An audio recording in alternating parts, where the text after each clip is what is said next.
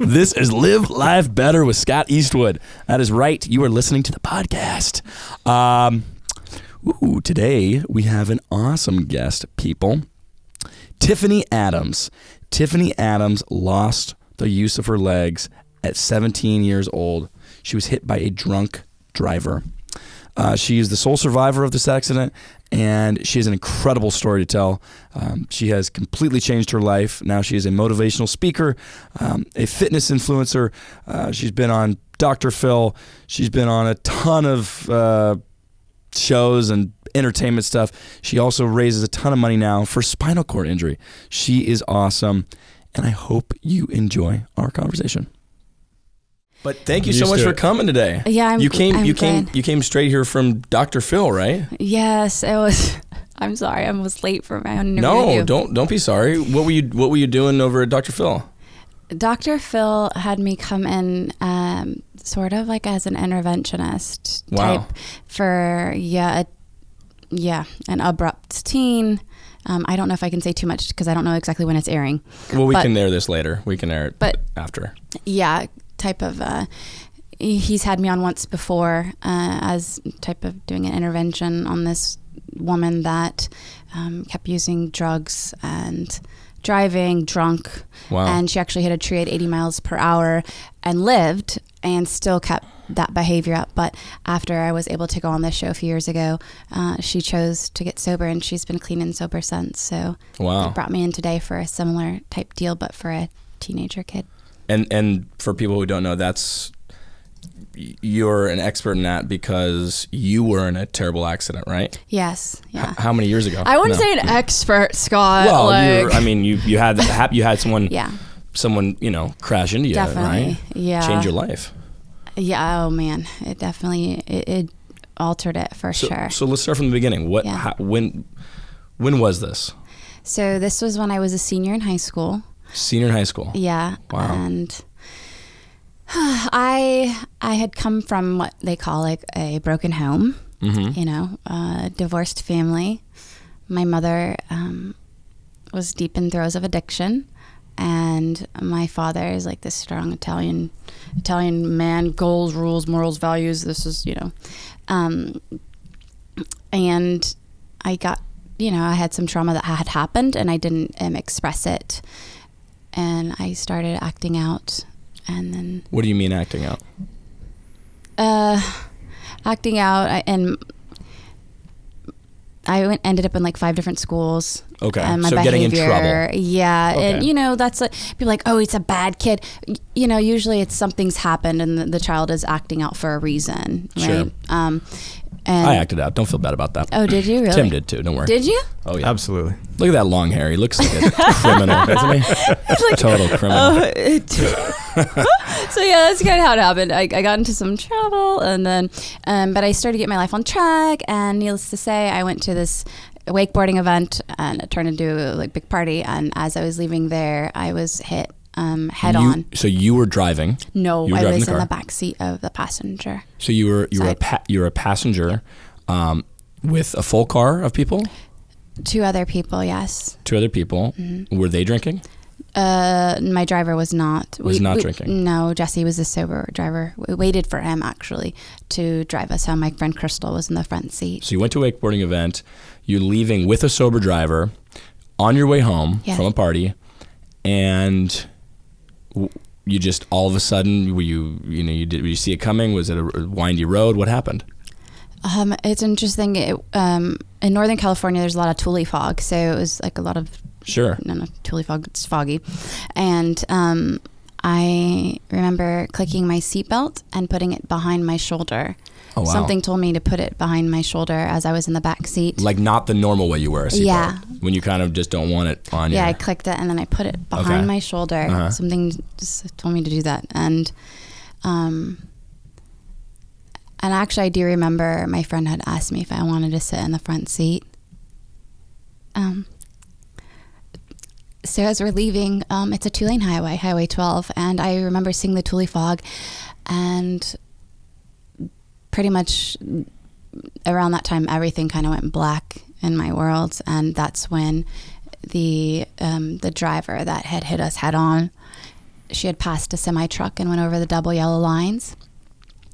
And she was drunk, but she was also my friend's sister's roommate and best friend. Wow. She had already gotten a ride home from the event, but when she got home, she decided to come back in her car and drive because she had gotten a ride back to her home. Wow. So you knew the girl who hit you? Yeah, I had just met her earlier in that evening. Wow. And you were the sole survivor of that car accident? Yeah. Wow. Yeah, definitely. Yeah, it was a lot to take in at such a young age, 17 years old. I was in a coma for 3 weeks. When the wreck happened, everyone was pronounced dead on scene. They didn't know I was alive in the back of the wreckage. Wow. And I was begging for my life and like asking God to let me live in this black of, it was So you may, I know this is emotional. I can see it here in your voice. No, I mean, I tell this story all the time, but when I really like we're obviously looking at each other, right? Sure. And I can see and feel the sentiment in your eye and the sincerity and the genuine, I feel you're a very genuine soul just from this interaction, from you carrying me up the stairs. I feel like, okay, this person has pure intentions. So right now, as you're asking me, I feel it's of pure intentions. And and when I go there, sure, no matter how many years it's been, yeah, it definitely goes there. It gets me a little emotional. Yeah, well, I mean, rightfully so. It changed your life forever. It took three people that you knew out of your life. You mentioned the part about the seatbelt. Was that a reason why you survived? There was a significance there? Yes. They said if I hadn't done that, I would have either been decapitated or quadriplegic because of the 130 mile per hour impact. Wow. Yeah. And I had over 30 hours of surgery on my body from the impact, like my intestines and things like that. And so you were kept in the car because of the seatbelt was around your waist. Mm-hmm. So you weren't thrown from the car. But because of the seatbelt placement, it didn't. So that I don't understand how that would have just changed the way the accident would have impacted your body. Yes, because pretty much everybody, was dead on scene. So the seatbelt, it saved my life. Wow. But also it did paralyze me too. Wow. Because that's where it did paralyze me. For those that are just listening, what is your condition now? What was the diagnosis? I was diagnosed spinal cord injury, T10, which is thoracic vertebrae, because there's many vertebrae in the spine, right? Cervical, thoracic, lumbar, sacral, but since post-injury, they stated I wasn't going to be able to feel below the belly button and all this, and that has definitely changed. I'm able to move my hips and things and feel down to my thighs. And so, it's crazy. The body is incredible, how it can heal itself and anatomy. So you get in the accident. You're in a coma for 3 weeks. Mm-hmm. So you don't remember anything. And then one day you just wake up. It's interesting you say that because, I was fighting to wake up the entire time, and later on, as I was telling my dad certain things, because I was in a dream state, so it was not necessarily I didn't remember things. I was trying to wake up through the dream state that I was stuck in, and I was like, Daddy, this man, he was chopping on my stomach and he was speaking in Chinese and blah blah blah, and my dad's like, holy shit, kid. And I'm like, what? But when I was there in that place, there was this beautiful ocean line. That's what I was seeing. But I was above myself, seeing myself get the surgery done by this Chinese man. And the doctor was actually Chinese. So is this would you relate this when people talk about a near-death experience, right?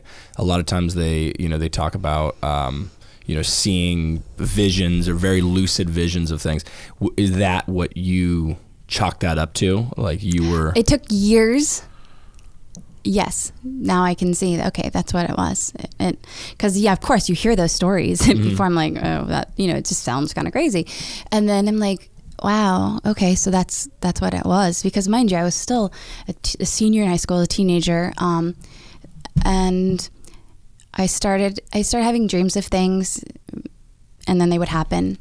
Like, so it took me a long time to like really open up and be honest about this with people, but wow, I'm definitely now, and my friend who passed, she came to me in spirit to let me know she was okay, because I had major survivor guilt. So at first you think like, oh my gosh, this is possible. And then years later, I was very, very blessed to connect with her sister, who was actually falling behind us. Okay. On scene. So she was technically the very first person on scene. And I told her about her sister visiting me, and I said, I'm sorry, I know this sounds like really off the wall and crazy, but I would feel like I wouldn't be being truthful and honest if I didn't tell you that I had a visit from your sister to let me know she was in a very peaceful state and that she was okay. And then she told me, no, it's okay, my grandmother had that same visit.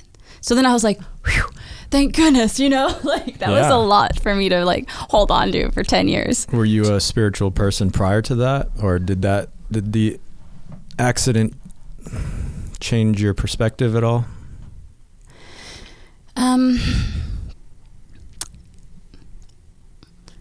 It's I kind of had asked God to help me in my life. And sure. And if there was such a thing, and I want to change my life, and I want to be able to change other people's lives for the better and that type of thing. And then, so yeah, it definitely brought out a whole nother side of me.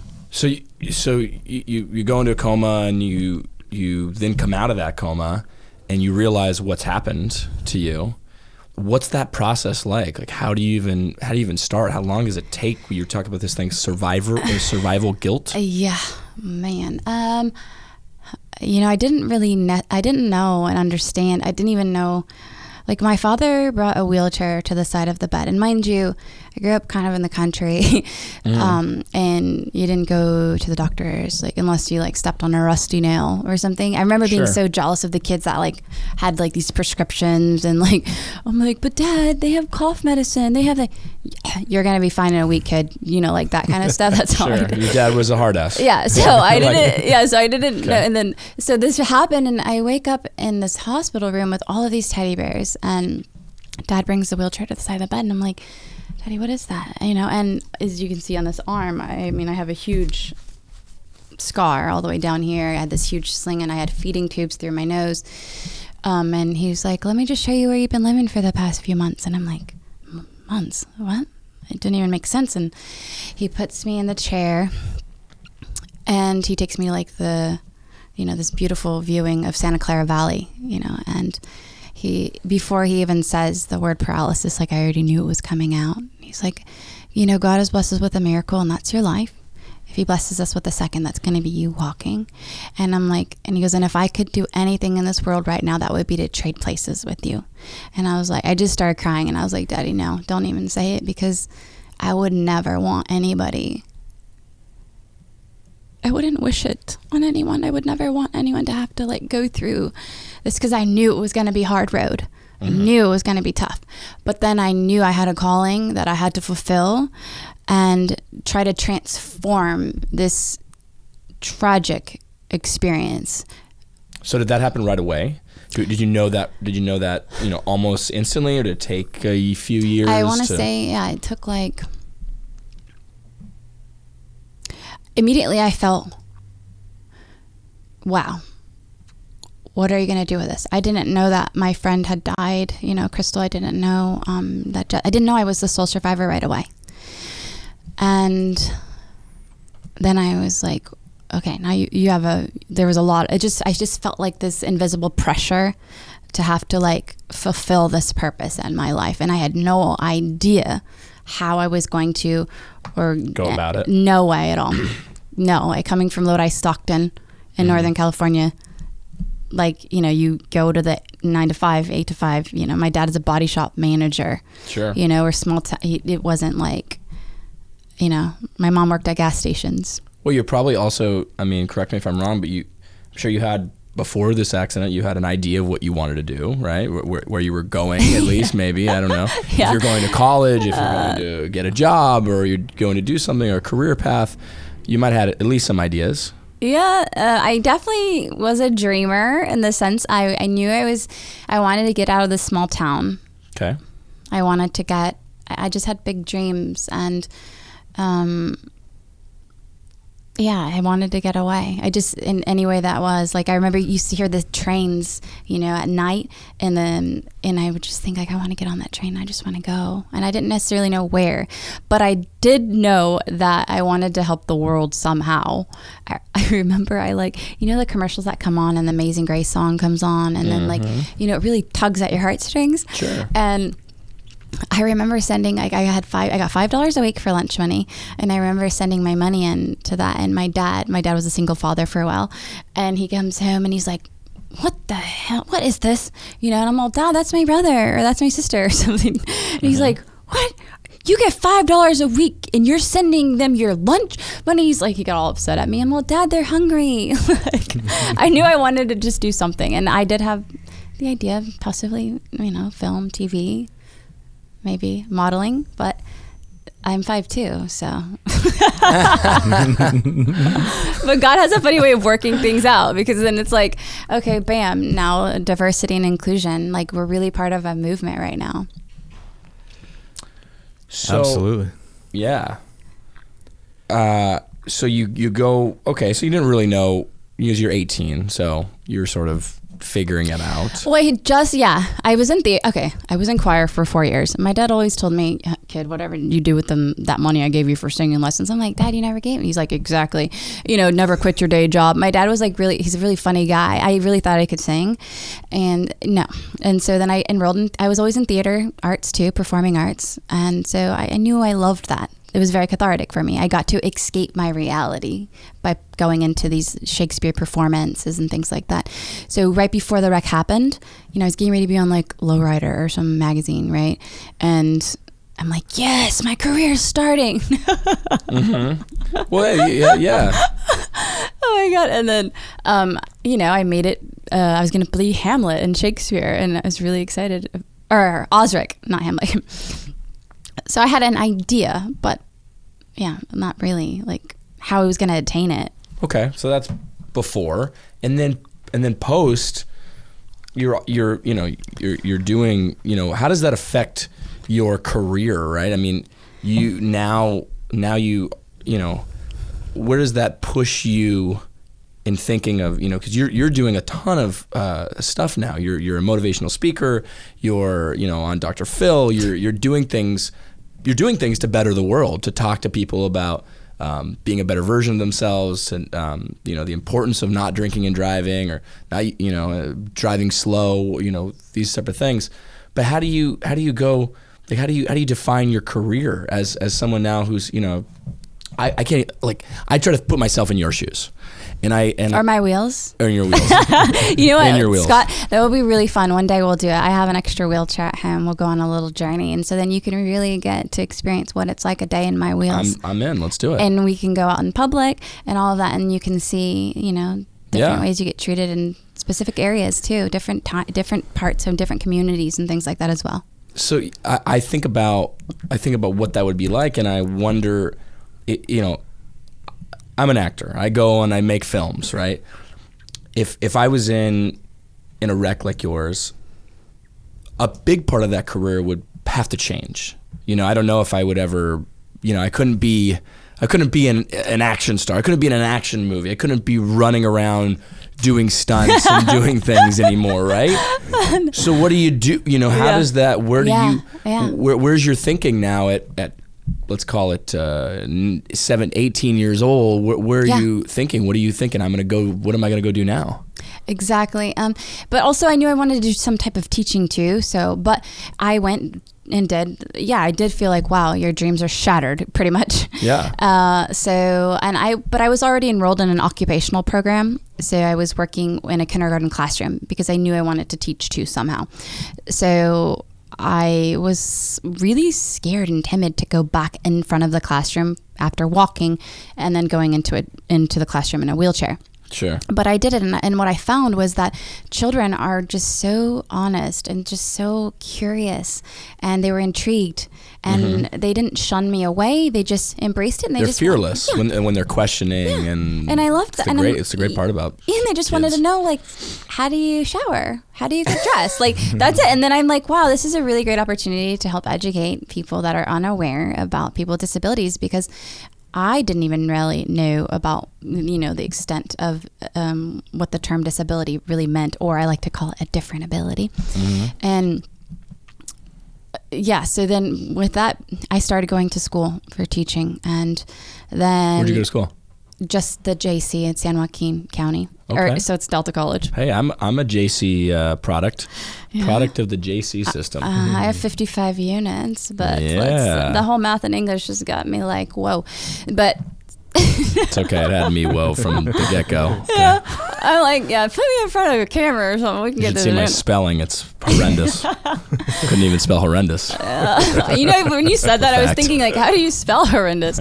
Yeah. So then, it took me like years to, and I kept looking at TV and trying to show, like, you don't see people in wheelchairs. Like, you really don't see people with different abilities on film and television. Why is that?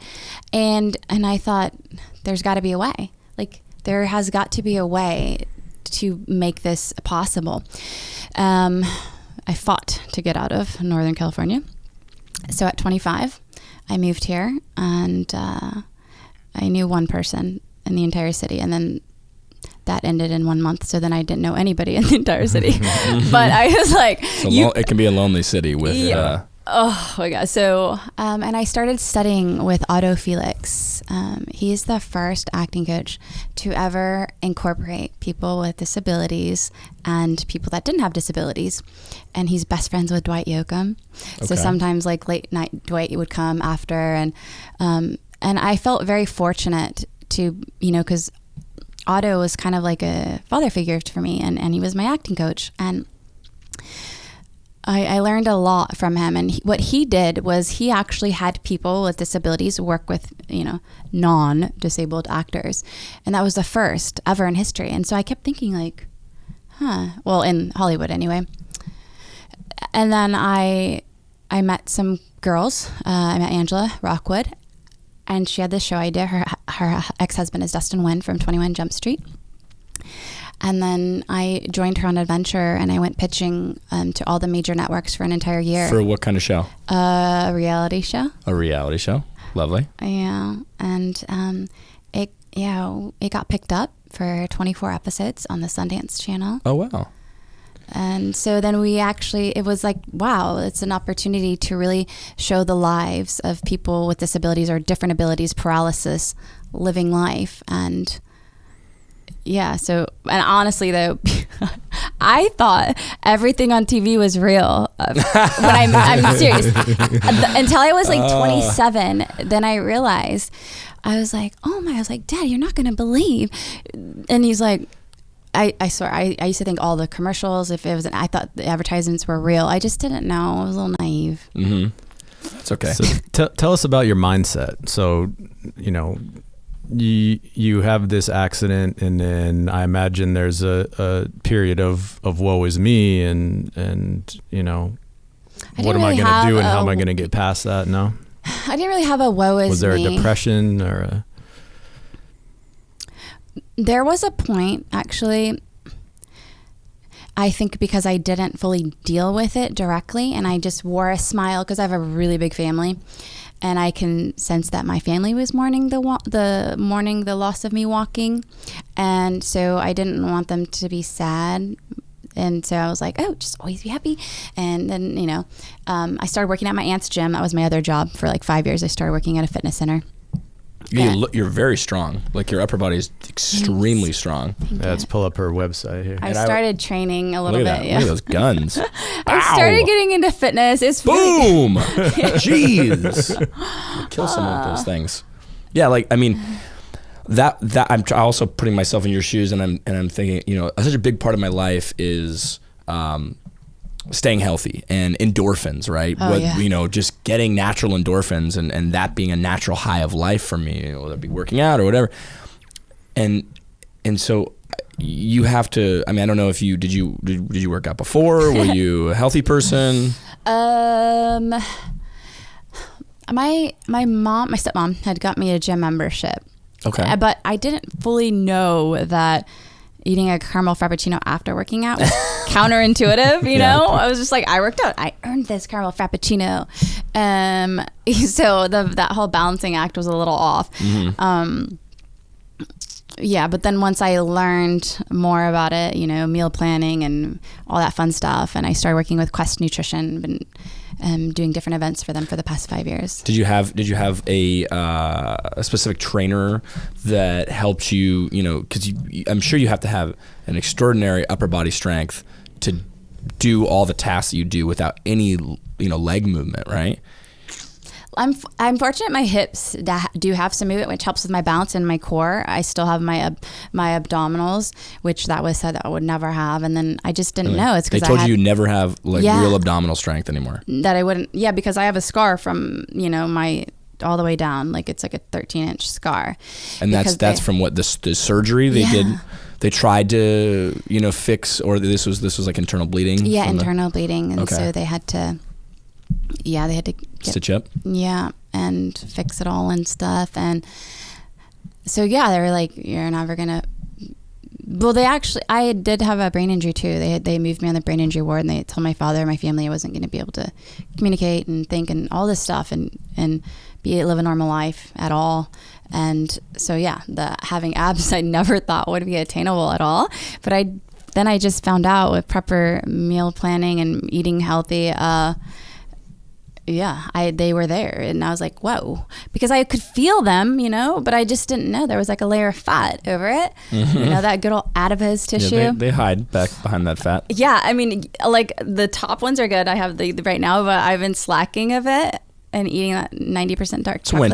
It's winter, you know, summer's coming around. Don't worry. I just got to step up the cardio again. Yeah, and then I was like, wow, you know, I could do it. So did I have a trainer? I learned a little bit about bodybuilding from Gold's Gym. And then I was like, I just need to get certified myself. And, you know, I got certified.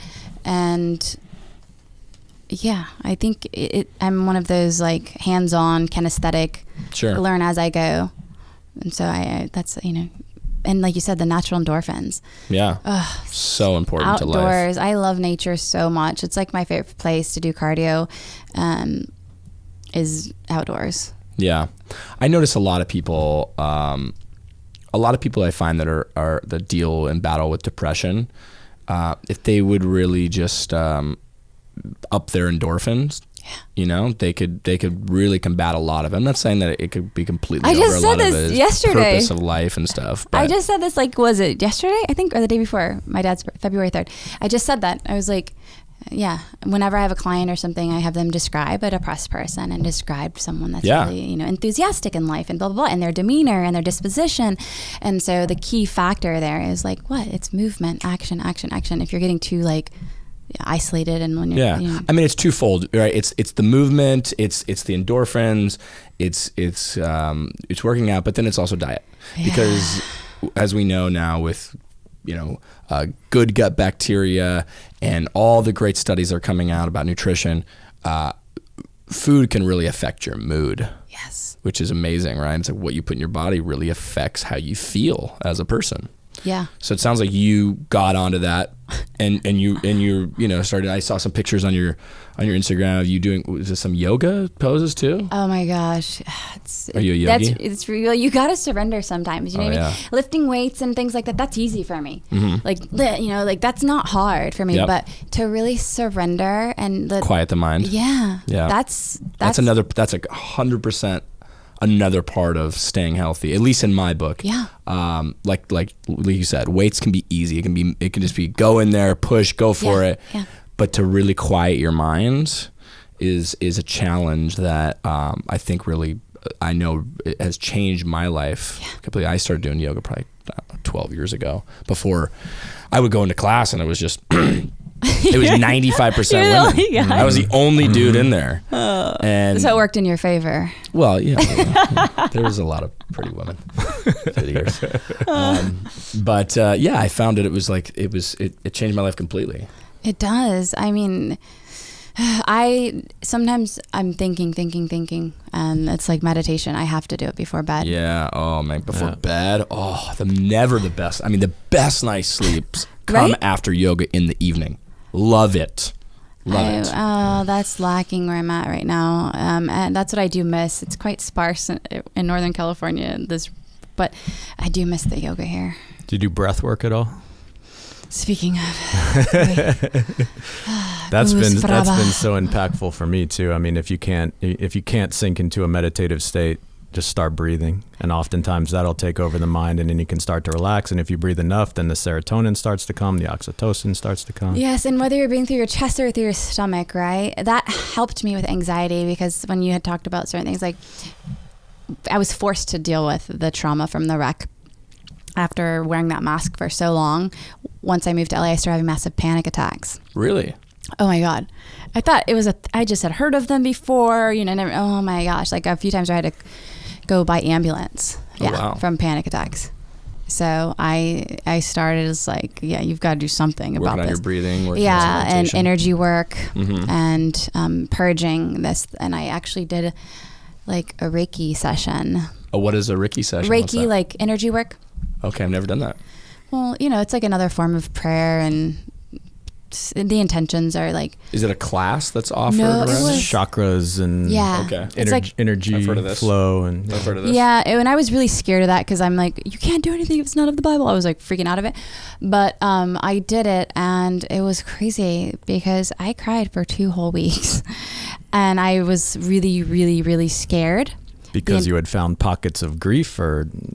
I didn't even know why I was crying, honestly. Just energy was moving. It was energy was moving. The trauma that I had pushed down for that many years, not dealing with it, it just all came to the surface. Wow. And I've never had a panic attack since. It was the craziest, weirdest thing ever. You cleaned out your closet. Yeah. Right? I had begged and prayed, like, please God, I don't want this. I used to call my dad in the middle of the night, panic attacks. And he's like, it's okay. Just breathe. Did you see a therapist at all? No, I didn't. I'm like, not to knock therapists or psychiatrists and all of that and things. I'm just like you said, I'm like, I learn as I go. I even left physical therapy early after the trauma. I was like, screw you guys. If this is going to be my life, I'm going to figure it out on my own. I don't. Really? You just bailed on it? Oh my God. Yeah. And it's so crazy how it comes full circle, because I just crossed paths with, he was my PT. He had just invited me to speak at San Francisco State. And so our paths crossed, and he's like, it was nothing I did, right? And I'm like, oh my God, no, it had nothing to do with you. It was me and my personality. I'm like very strong-headed. Trying to figure it out. I needed to process it on my own. And what happened in physical therapy? Did they say specifically to you, you will never walk again? Or did they say there is a possibility you can work? Like, what is that? How does a doctor decide that? Yeah. It was like, you can play basketball. I was like, ew, I didn't like basketball standing. Like, you can do whatever others, tennis. I'm all, no. But did they say, does the doctor say you have such a severe spinal cord injury that you'll never walk again, or they give you, it might, because people have. Yeah, they didn't say, he didn't say I would walk again. He says, you just need to learn this way of life. And so it was never offered to do any type of walking therapy after. It was never an option. And if there were options, obviously those came out of pocket. And wow. So that's where the insurance companies start to bang you pretty hard with, they say, no, well, that's an extra charge to do this type of therapy. Yeah, it just wasn't offered. I don't recall. Like, I just know that my dad had to have a lot of like fundraisers and things like that, because I had to have 2 helicopter rides, one from the scene of the wreck. Sure. And then after the 30 hours of surgery, they metaflighted me again to do the spinal cord surgery. But yeah, the crazy thing is, like, why I'm so a believer of faith, even more so than anything now, because my father was hunting and he was like over so high up and he had never gotten a cell phone signal. Now I'm sure there's signals everywhere, but he was like over 8,000 feet in the mountains, and he was getting ready for the morning hunt, and he's getting up his gear, and he sees the phone is flashing, and my stepmom has enough time to say, Tiffany's been in this wreck. You need to get to the San Joaquin Hospital. Phone dies. And he's just like, wow, he didn't even, it's just like, why is there a signal? And he doesn't understand all this, and the phone dies. So he drives in the snow 3 hours away. He makes like an hour and a half time. And my grandmother, his mom, she died when my dad was only 15. But the floor that they put me on, my grandmother happened to be the head nurse of that floor. So it was like this whole crazy, like, wow, yeah, it's connected. Yeah, it was like really interesting. So how does this? I think. I mean, I'm super intrigued. I'm going to be a little kid for a second. Do it, please. And I love ask questions. Just questions because I love it. I'm interested how this affects other areas of your life, like dating. I'd love to know about that. Actually, that's one question. Like some girls, they'll ask sometimes, like, so, do you guys like ever have an issue with like? And I'm like, no, not at all. Like I thought that, I swear. I was in the hospital bed. I'm like, Dad, I'm never gonna get married. I'm never gonna have a baby. I'm like, my life is, and I'm gonna have to drive a van. And he's like, no, you don't have to drive a van, and you'll probably get married. And he's like trying to be all up. But no, it's not been a problem, actually. Did the doctor say you would never be able to have kids? No, they said be careful because you can get pregnant just like anyone else. Wow. Yeah, they did say that my period might stop or whatever, but that's not. But I'm grateful. Yeah. I'm grateful because that means I'm a woman, and that means I can actually create a life. And when I'm ready to do, I will do that with the person that I'm meant to do that with. But I'm not just jumping on that train just to like create a life. I want it to have a good, be able to provide for my child in a way that maybe necessarily wasn't like. You always want to have the best, I guess, intentions. Yeah.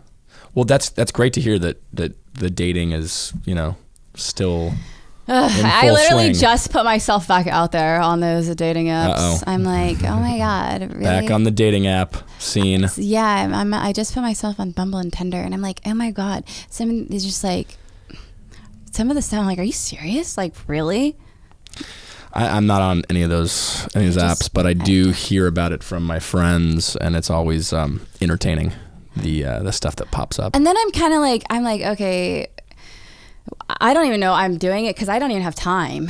It's just like, oh, and then sure. And then it's like you have to really weigh out the option. I run out on the Bumble one like all the time. I'm like, well, there goes that one, because it's like you only get 24 hours, and then you're the woman, so you're supposed to be in charge of this. And like, but I kind of like the little traditional side. But the whole Tinder thing, it's like way too easy access. Like, bro, you need to chill. Like, no, that's not happening. I'm not giving you my phone number. Maybe I'll give you my Snapchat name. So then like we have a little bit of like buffer. Yeah, so you can't just freely call me whenever. Like, that's just awkward. Yeah. Because you have to like do a like, let's just meet. I haven't even spoken to you on the phone. Like, there's no way I'm just gonna go meet. I'm really, really, really, really particular in how I invest my time. I don't think people on Tinder are looking for love either. This is what I'm hearing, and you know what? I'm about to delete it again. I just put it back up there like a week ago or something. Are you on any dating apps, Tim? Not anymore. Not anymore. What, you gave it up? Yeah, I just decided that I had better luck out in real life. It's true. It's so true. The people that I connect with, like, you can look at a photo, but energy is so important. And pheromones too, to be honest. Oh my God, right? You like smell someone. I feel like you can almost make a connection with someone. Pheromones are so strong sometimes. They could be like from across a room, and you could be like, oh wow, like something. There's something that's calling me over there. Yeah. Yes. And then energy's real, man. It's real. That's a real thing. Yeah, I know. So it's hard to do it by these whole like pictures and things. But speaking of pheromones, the blood type, and I believe in Japanese culture, they actually marry people by their blood type. Really? Yeah. You never heard that? I've never heard that. I just got back from Japan. Really? But I will ask. I'm going to be out there next month. Yes, ask. I read about it. I read. I will do some research on that. Tim? When I say Research. I will have Tim do I will do research on that. Tim, research. Tim, blood type, Japan. Blood type Japan. Do you know your blood type? If it's a I podcast. don't know. I think my mom knows my blood type. Should we call mom right now? Mom. Phone a friend. Buzzer. Yeah. Call, yeah. You mentioned client before. What what kind of work do you do?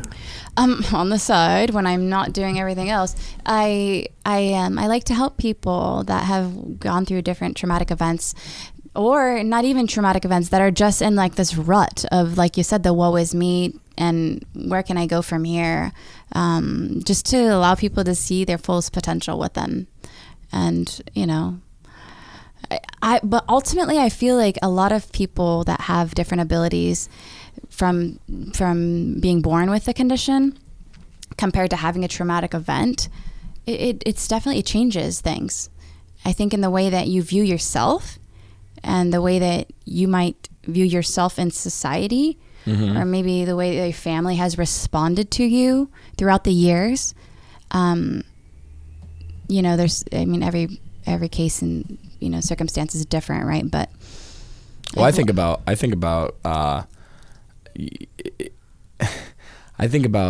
like my problem. When I think about your problems and what you have to go through on a daily basis and what you have to do just to get into the shower, right? The things that we take for granted, to get up the stairs that we just came up. Piggyback Olympics. We did the piggyback deal. An official trainer. You might get a medal later. It really puts into perspective my problems and what I was thinking about this morning before you showed up. What I'm juggling in my head, and I go, just shut the fuck up. Shut up. So it's amazing to see. I'm inspired sitting here with you. Just, you're still as positive about life, and you want to go out and you have things you want to pursue, and Thank you. Congrats on all the work you're doing. I can't get to the gym half the days with legs. Oh my gosh. I still have legs. No, this is the thing. Like what you're saying is like, you're like, oh my gosh, my problems. I'm like, there's only solutions, right? And they're like, how do you know? I don't believe in bad days. Every day is a good day because every day is a blessing. It's not that it was guaranteed. We don't know that tomorrow is there. So we got to make the best of every single day. Sounds like a good hashtag. No bad days. No bad days. I don't believe in bad days. No bad days. Let's start it today. Yeah, let's start it. No bad days. And what you're saying is like your problems are less than or this, and we go into like that whole comparison thing, right? But just because you see this traumatic event on the outside, it doesn't lessen anything that you have gone through or what you've experienced, right? It's just that. No, I don't think it lessens it, but it can put things in perspective, which I think is great. Perspective is great. And you get perspective by living more life, by seeing more, by understanding, having more compassion for people. And then in turn, your stuff, you can compartmentalize and say, okay, like that's something I have to deal with. But like you said, there's no bad days.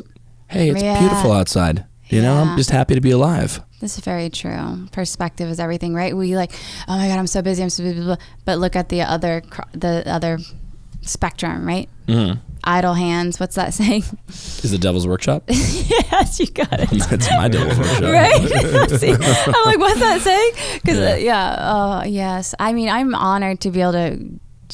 It's part of the purpose. You know what I mean?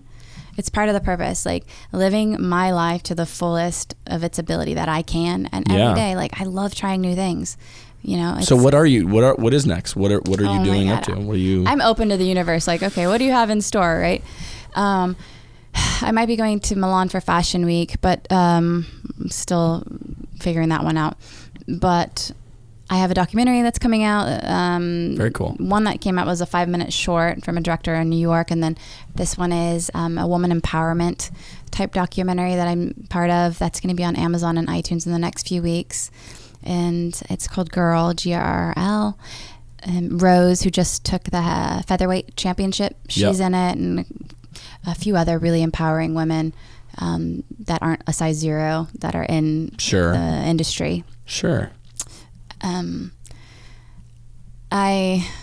mean, a book, I'm working on that, but then it's like, oh, do I have enough in there? Do I need more? Hey, that's great. I mean, that's a lot right there. Possibly a podcast type deal thing too. Very cool. And you're learning to walk? Oh yeah, oh man, I love walking. I really do. But it's kind of costly to be able to do it like every day. But you ask people to help you and stuff too. What do you mean? Wait, I got lost there. What do you mean you're learning to walk and it's costly? With leg braces and things like physical therapy is not free, So Sure. Except for I can ask people to help me, but obviously they're not like certified physical therapists, so there's a little danger in that.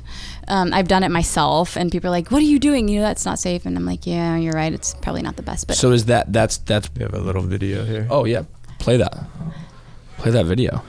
So tell us about this one. I brought my leg braces in, and I was like, I want to walk. They're like, well, it's not really practical. I'm like, yeah, there's a lot of things that aren't practical, but I want to be persistent, at least try it. Yeah. Because in the future, I believe that, things are going to change. And, they've broken the backs of little mice, and they've become paralyzed, and then they're walking again. Wow. I know. PETA does not like that at all. But no, but that's really interesting information. I mean, so when you're doing this right now, I'm watching you're walking with a brace, with a I don't know what you call that. Walker with a walker. I don't know, it's a walker. I know. Technical I'm like, term. Come on, Scott. I don't know. You tell me.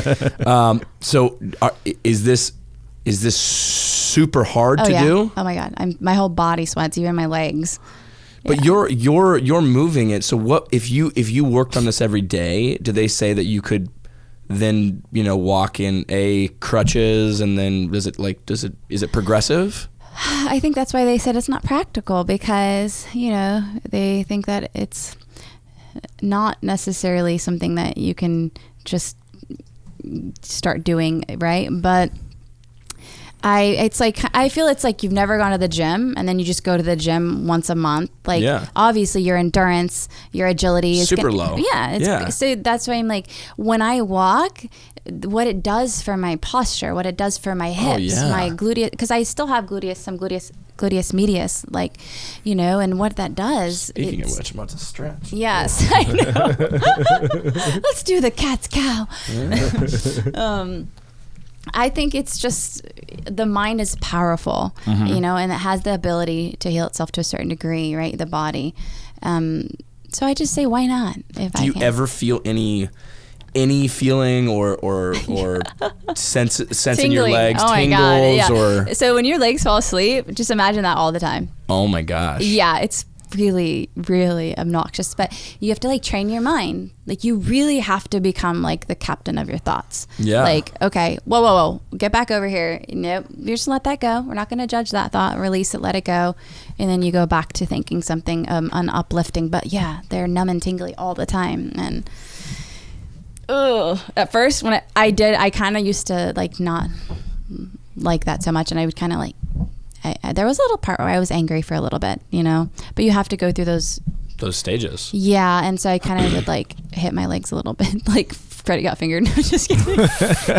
Freddie got fingered. Okay. How awkward is this though? The first movie I watched after getting paralyzed on a date was that movie.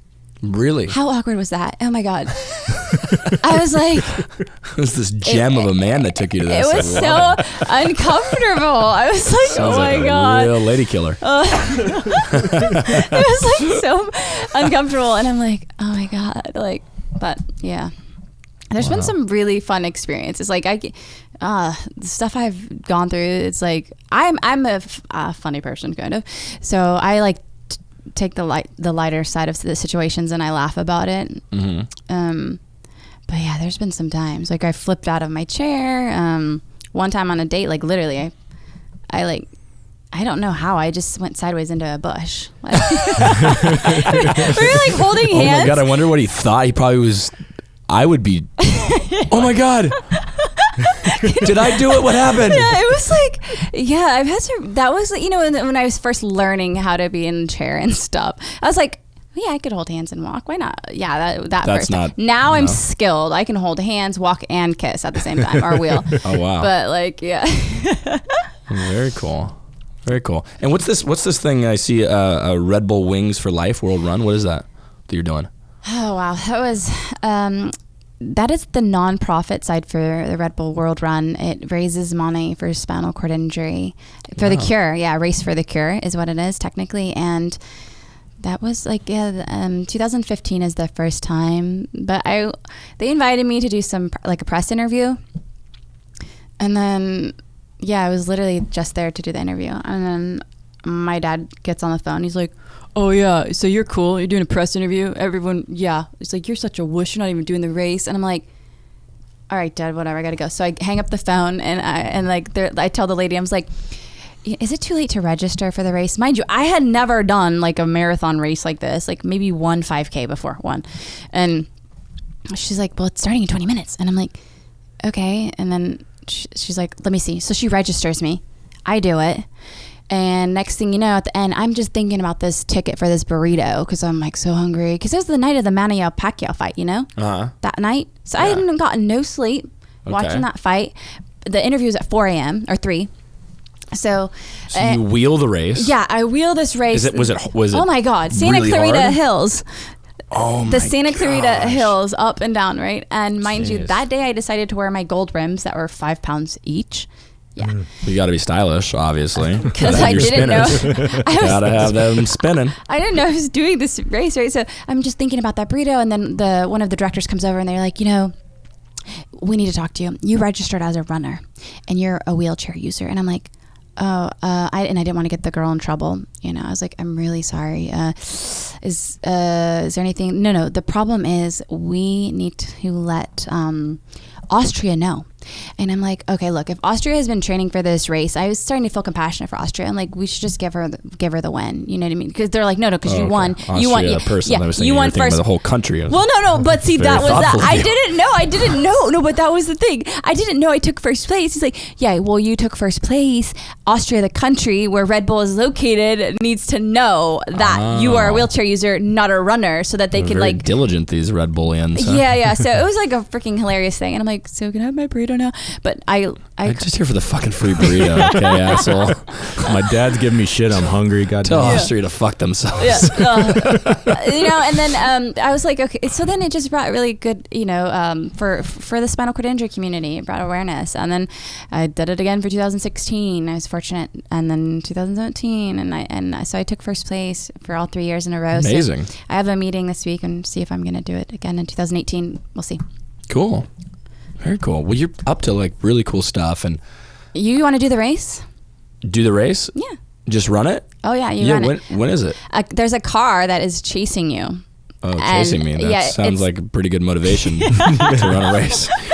Are there red and blue lights flashing? It's Gotta called carry hysteria. It's the only race Oh like my it. gosh. Yeah, it's like 38 countries are racing at the very same exact time across the world. Uh-huh. And this car is like, if that car catches you, that's how you How get many kicked out. Ks? 5K? No, there's no limit. What, you just It's keep It's running? Until you get live. caught, It's till you're documented. caught? Yeah. Until you're caught? Until the car catches Oh, you. really? Until they run you over? It is Okay. intense. You It's just life and don't death look race. back. You don't look back. You just go. And I mean, every time my hands have been bleeding, like I would just go. You just don't Oh stop. my God. Sounds terrifying. It's a very masochistist thing to do. I know. But it's like, But the adrenaline and the endorphins, and then that's such a good cause. So Yeah. if I have enough time, this May I'll do it again. So where we'll are see. those in the U.S.? Where are those races Santa here? Clarita is where they have it. Yeah, it's like around Mother's Day weekendish. So sometimes it conflicts. Don't think your mom would like that so much. And do people sponsor? How can other people out there listening help out? Oh my God. You know what? That's actually the debate is because last year I wasn't sponsored. And so it was like all out of pocket. And you need, they paid for my travels and stuff, thank God. But yeah, it would help, because you do need to get massages because I have to do like a minimum of like 20 miles a week to prep for it. Jeez, 20 miles a week. Yeah. Just rolling it. Rolling. Picture me rolling. Yes. Sponsors, that's the dream. Well, that's so cool. And I just can't, reiterate again how cool it is what you're doing, that you're going out there and you're motivating people and that you're impacting people in a positive way. And, people who are going through whatever struggles they're going through, giving them perspective, people who are going through traumatic injuries like yourself, you're inspiring. You're putting out positive energy, and you're doing great stuff. And thank you so much for coming today. I want to, awesome. if you're okay, one thing just so that I can put this into perspective for you too, is in film and television and entertainment, when you had asked me that, like, oh, how do you do this now when you don't see that in TV, right? Well, when we look back in history, look at like 1964 is like the civil rights movement, right? Mm-hmm. That was to create equality in all public places and things like that. Obviously, it's much more lengthy than that. Then we go into 1990. That's when the American Disabilities Act was put into place to create equal employment opportunities and things like that with telecommunications. So that's only 28 years ago. Okay, to actually have facilities and buildings, be ADA compliant if they're after a specific year. So when we look at film and television, and I was at an award show, Media Access Awards, that I heard this, but I also read it in Variety magazine in 2016, that how many people do you think across the board with disabilities are getting portrayed for really having the condition? Out of 100%, what would you say? Probably pretty low, right? I don't know. Just take a guess. What would you think? Percentage-wise, are out being of 100%. portrayed in film and television? For actually having the condition and depicted role like that they have. If they're a wheelchair user, really being a wheelchair user. 10%? 5%? I don't know. In the Variety magazine, it states 3%. 3%. So some like 3, and then so like 95% of people. But is that because they, maybe the other 95% don't want to be in film and television or in a different career path? That's a good question, right? There's many, many things that we can like ponder with this. Yeah, I just like to bring it out there. I don't know, and I'm just I asked the question because I don't know what the numbers are, right? And so there's definitely.